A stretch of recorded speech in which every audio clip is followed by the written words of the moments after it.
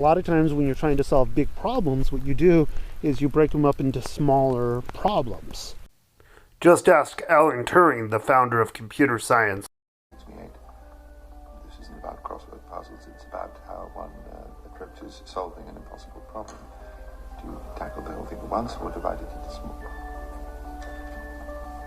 You finished. Technically, Benedict Cumberbatch. But how do you do that when you're trying to divide the problem up and you can't just put it into these little subsets to solve? Like, some problems I think are sort of like an irrational number, like pi or the number e in mathematics, where it's not something you can just divide up. It's a much harder thing to solve.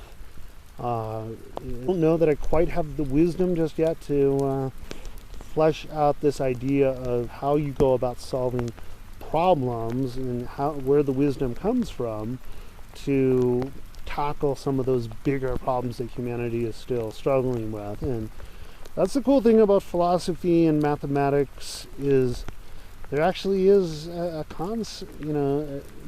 for the idea that not all problems can be solved. There's a limit to our acquisition of knowledge. There's a limit to our wisdom.